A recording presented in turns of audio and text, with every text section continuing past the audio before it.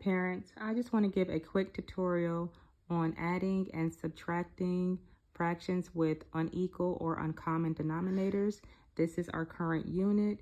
The kids, they seem to they seem to be struggling with it a little bit. They've added fractions with common denominators in 4th grade. 5th grade, they're adding and subtracting fractions with unequal or uncommon denominators, and there's a little bit of a struggle, so I did want to provide a tutorial. So if you would like to work at them at home, that would really be beneficial. So here goes. The problem is 3/4 minus 2/3, and what we've been doing in class is to make equivalent fraction tables. So we're just going to make our tables. It's going to look like this. And another one.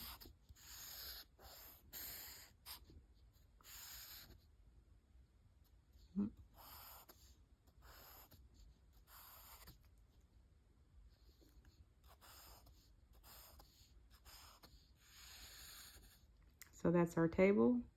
And then we're just going to add times 1, times 2, times 3, times 4, times 1 down here again, times 2, times 3, and times 4.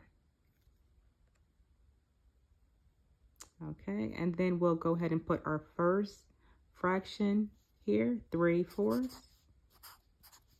and our second fraction here, 2/3. And then we'll just create equivalent fractions by multiplying our fractions by 2, by 3, and by 4. So 2 times 3 is 6. 2 times 4 is 8. 3 times 3 is 9. 3 times 4 is 12. 4 times 3 is 12. And 4 times 4 is 16. So we have an equivalent fraction table for the first fraction.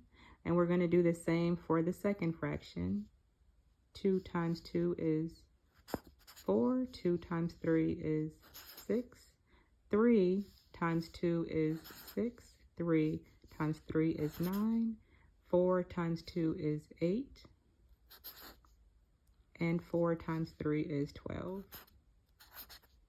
We have now created an equivalent fraction. Our next step is to look for fractions that have the same denominator. So we're looking for a fraction that has the least common denominator, because when we make our tables, we're not quite sure what the outcome will be, so it can be more than one common denominator. But for this example, there is only one common denominator, so we don't have to find the least common denominator. But if there was more than one, we would be looking for the least common denominator. The least common denominator, and which is the number on the bottom, the denominator, is 12. It's 9/12 and it is 8/12.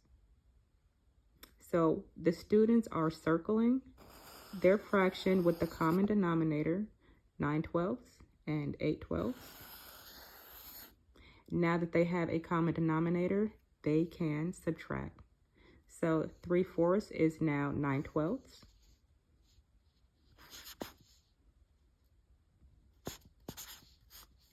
And 2/3 is now 8/12.